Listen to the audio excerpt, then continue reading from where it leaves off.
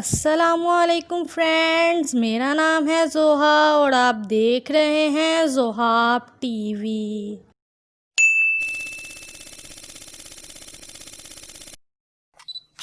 دوستو، ریکارڈز تو آئے دن بنتے ہیں اور ٹوٹتے بھی ہیں، اور ویسے بھی ریکارڈز تو بنتے ہی ٹوٹنے کے لیے ہیں۔ پاکستانی بھی ریکارڈز بنانے میں کسی سے پیچھے نہیں۔ دوستو، پاکستانیوں نے تو کوئی ایسے بھی ریکارڈز بنائے ہیں جن کو توڑنے کے بارے میں تو کوئی سوچ ہی نہیں سکتا۔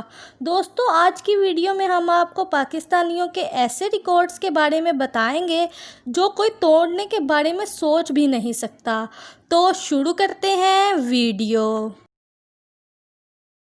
سبسکرائب کریں زوہاب ٹی وی کو اور بیل آئیکن پریس کریں انفارمیٹیو ویڈیو سب سے پہلے دیکھنے کے لیے۔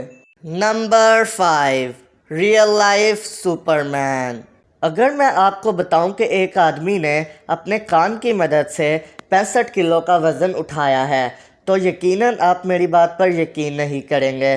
ظفر گل نامی ایک آدمی نے اپنے کان کی مدد سے 65 کلو کا وزن اٹھا کر پوری دنیا کو حیران کر دیا، اور اس نے یہ وزن 10 سینٹی میٹر تک اٹھایا تھا۔ اس عمل کے دوران اس نے اسپیشل ڈریس اور ہیلمٹ بھی پہنا ہوا تھا جس کی مدد سے اس کا کان بچ گیا۔ اس کے ساتھ ایسے کام کرنے کے لیے انسان کو مینٹلی ریڈی بھی ہونا پڑتا ہے، اور ظفر گل بالکل مینٹلی ریڈی تھا۔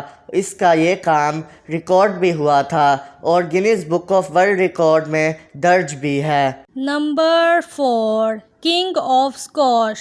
دوستو، جہانگیر خان کو کنگ آف اسکواش جیسے بہت سے خطاب دیے گئے ہیں۔ جہانگیر خان اسکواش کے بادشاہ ہیں، اور تو اور یہ بھی کہ انہوں نے ایسے امیزنگ ریکارڈز بنائے جو آج تک کوئی نہیں توڑ سکا۔ جہانگیر خان 5 سال تک ایک بھی میچ نہیں ہارے، اور ان 5 سالوں میں 555 کنزیکٹیو میچز جیتے، اور دنیا میں سب سے زیادہ ورلڈ چیمپئن شپ اسکواش ٹائٹل بھی آپ نے ہی جیتی، اور وہ 8 ہیں۔ آپ دنیا کے سب سے چھوٹے اسکواش ٹائٹل ونر ہیں۔ یہ ریکارڈ آپ نے 1981 میں بنایا جب آپ 17 سال 11 ماہ کے تھے، اور تو اور جہانگیر خان کے نام پر جاپان نے ایک کوئن بھی پبلش کیا ہے۔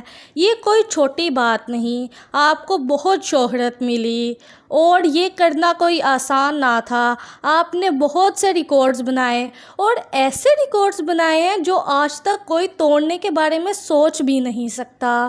Number 3، fastest bowler.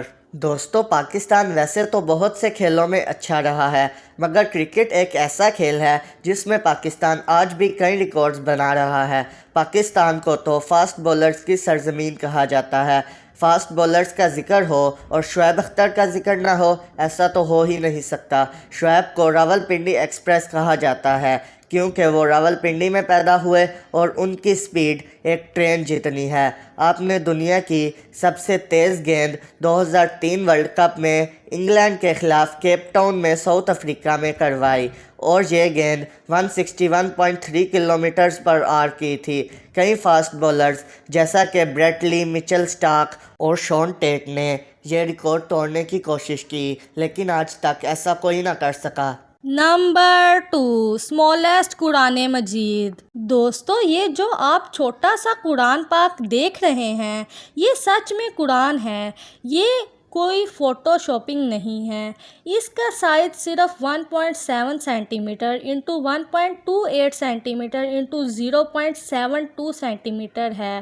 آسان الفاظ میں ایسا قرآن مجید ایک عام آدمی کے ہاتھ میں اگر 20 پکڑا دیے جائیں تو اس کے ہاتھ میں پورے آ جائیں گے۔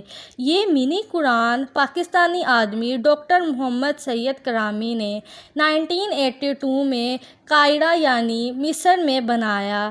اس میں ایک ایک لفظ قرآن کا اسی طرح لکھا ہے جیسا کہ ایک عام قرآن میں لکھا ہوتا ہے۔ اس کے 571 پیجز ہیں، جیسا کہ ایک عام قرآن میں ہوتے ہیں۔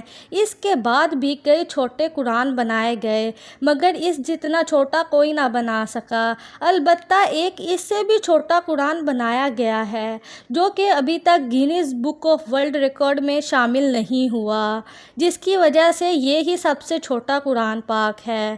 اور یہ قرآن پاک جو سب سے چھوٹا، اس سے بھی چھوٹا بنایا گیا ہے، یہ ایک پرشین آدمی نے بنایا ہے۔ نمبر 1، عرفہ عبدالکریم رنداوا۔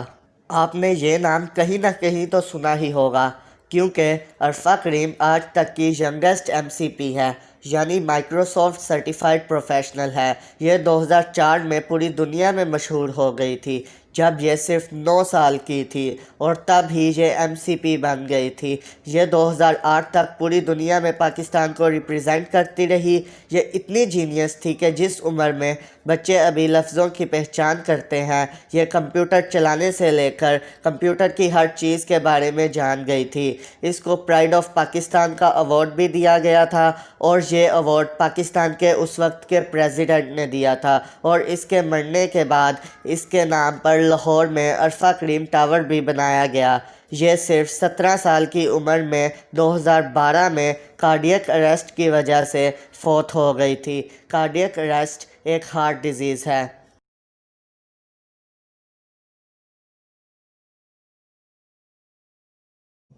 اپنا بہت سا خیال رکھیں اور ہمیں دعاؤں میں یاد رکھیں، اور انشاءاللہ اگلی ویڈیو میں پھر ملاقات ہوگی۔ اللہ حافظ۔